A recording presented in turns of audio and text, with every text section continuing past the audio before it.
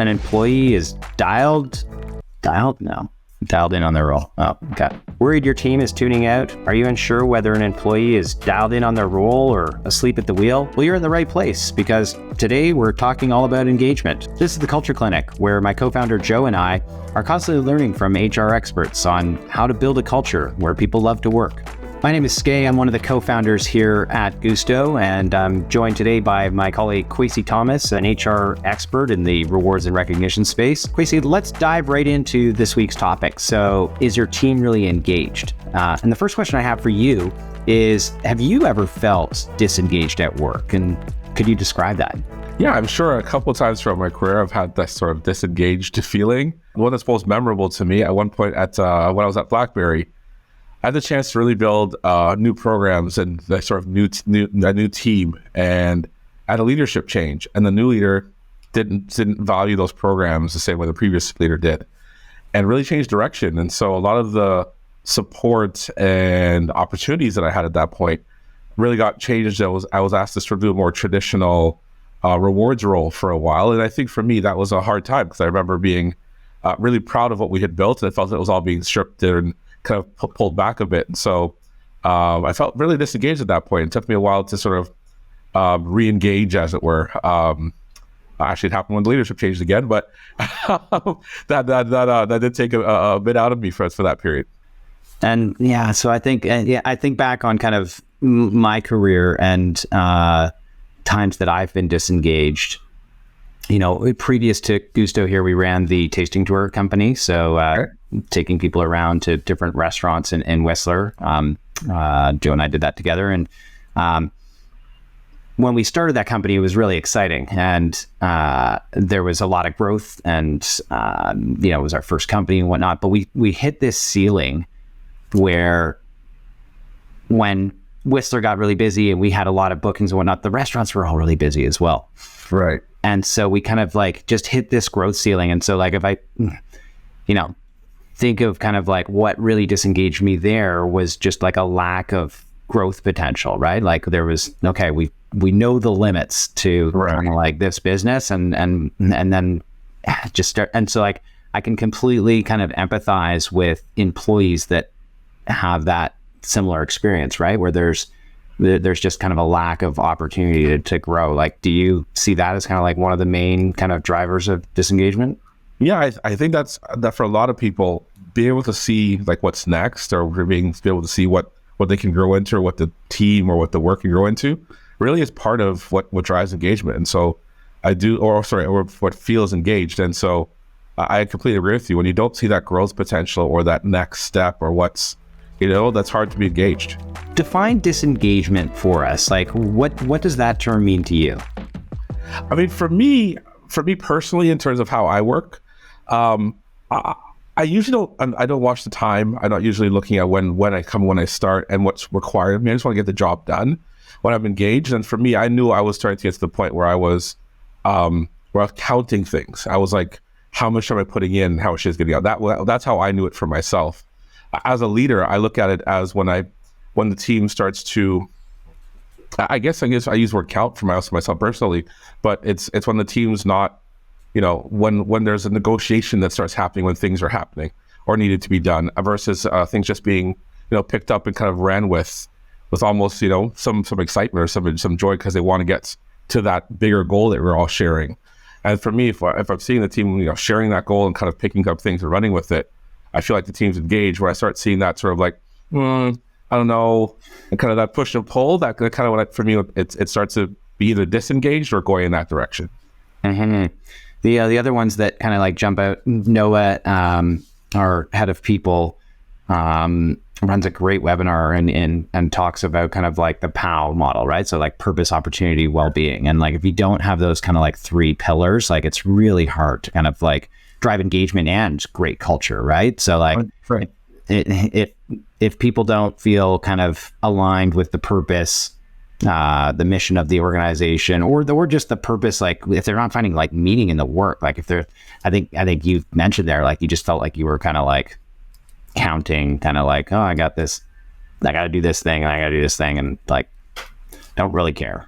Right, exactly. You're just kind of like, you're taking stock of what's required and not actually For me, but not everyone works the same way, but for me, when I kind of get lost in what needs to be done, and it's just like doing, then I'm like, okay, I know I'm there. If I'm at the point where I'm like, oh, there's this list of things that I'm just gonna have to do it, just do them, right?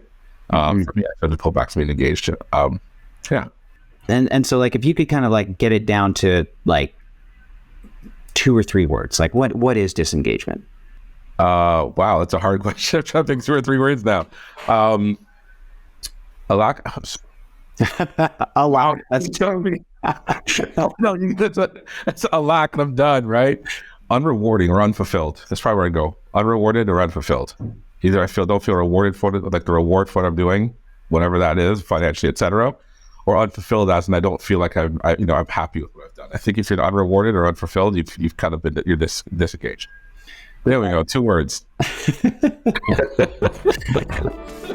There's some obvious ones, right? But like, Right. What are some signs of disengagement that managers and leaders tend to miss? I think a lot of times people will tell leaders what they need to be engaged. And often they'll ask for the same thing over and over again. They'll ask for that project or for that time off to pick up their to arrange daycare on a constant basis. It won't be like they'll mention it once and it'll go away. Often I find managers miss the cues that employees give them on a few times for what they need.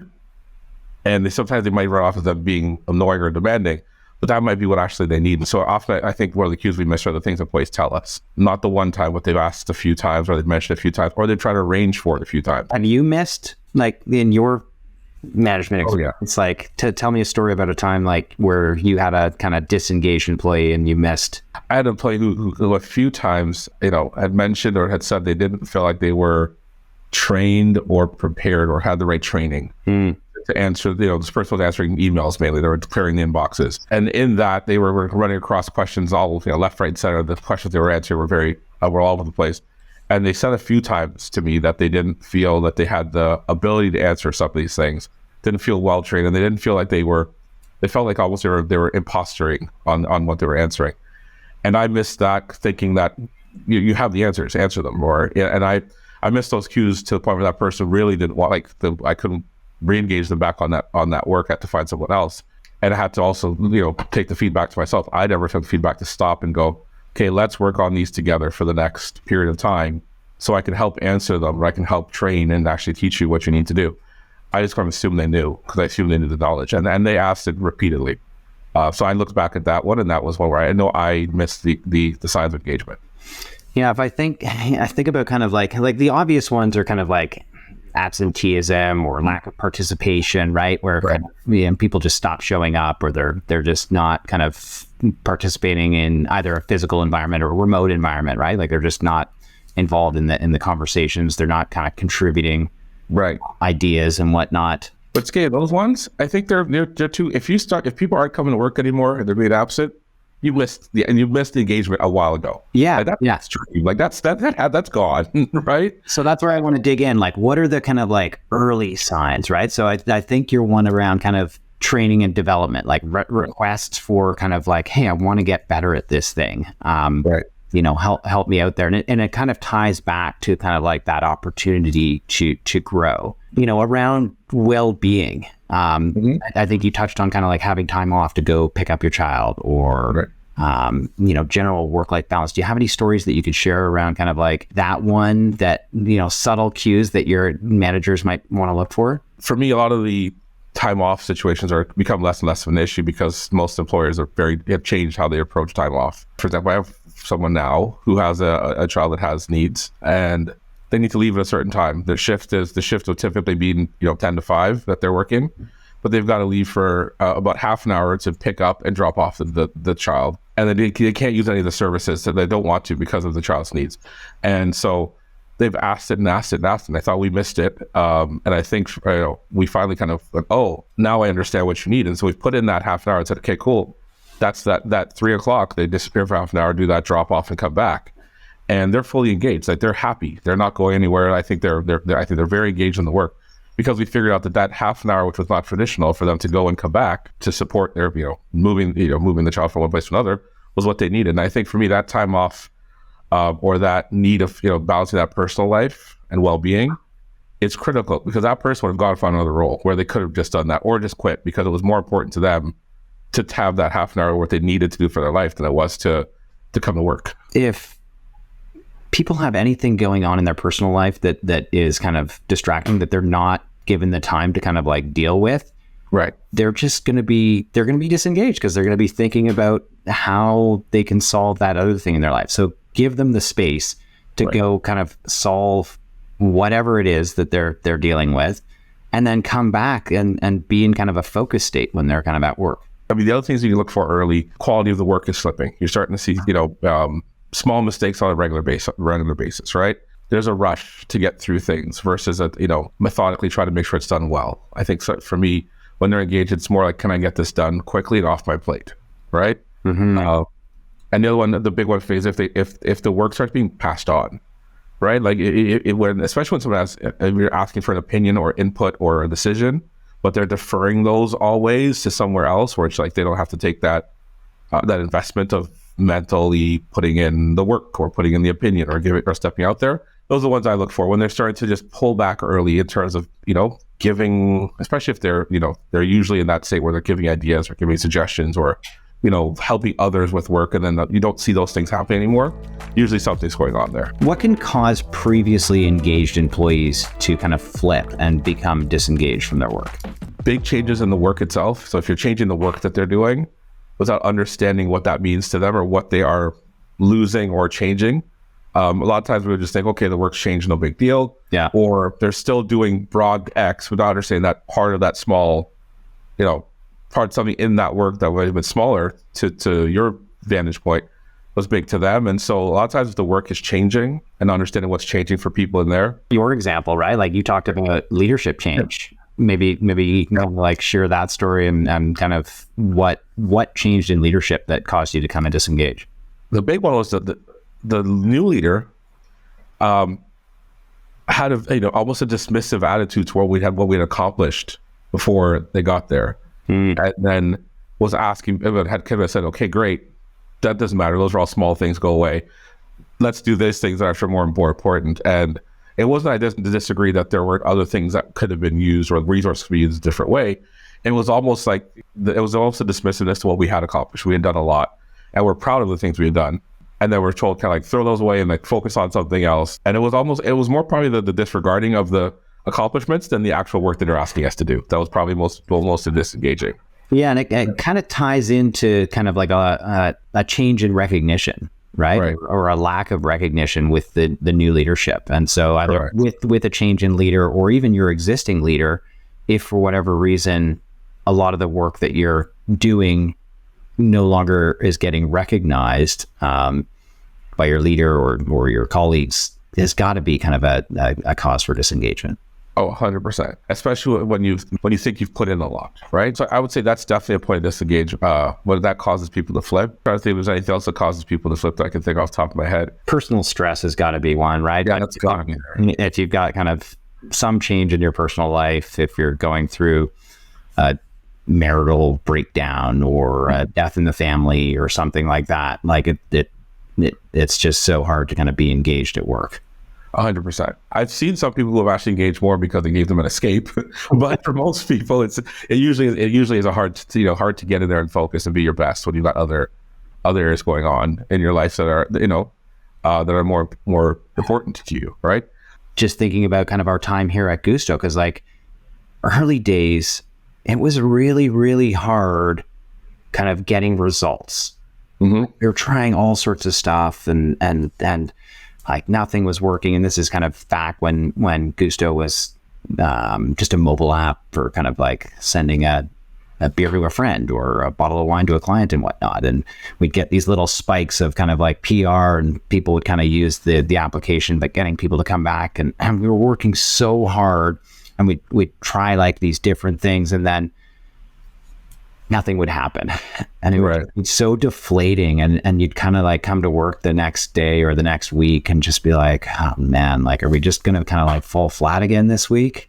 How did you get through it? Well, I think, Joe and I were really lucky to kind of have each other. And I've seen this kind of in the cycle of the business where oftentimes kind of like, things will be kind of like really exciting and we're doing some cool stuff on the product side. And that's kind of the team that I lead. And Joe might be kind of like really frustrated and down with something. And, I'll kind of help to kind of light him up and show him kind of some of the stuff that's happening over here. And then vice versa, where kind of like I'm pulling my hair out. And like when we went through the, migrating our platform, right? Like we had to kind of rebuild our entire code base in such a way that it was kind of more scalable and allowed us to kind of integrate with all these different platforms.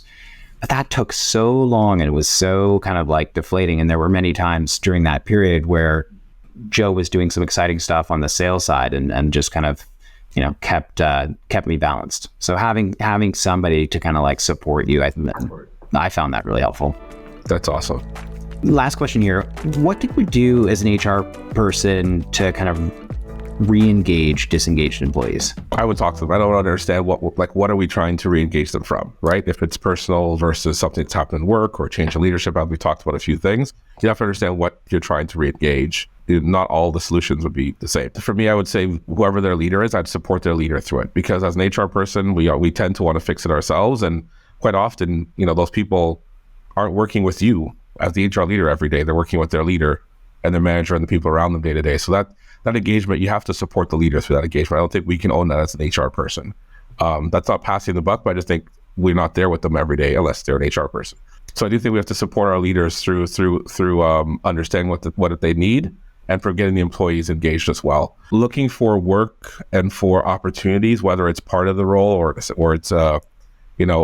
expansion opportunity in what they're doing, so that you can give them some of the opportunities that they need to perform so they can engage. Great. Can't lose sight of the fact that the job needs to be done that they may not like doing, but you can find other things sometimes to give them opportunities to re-engage.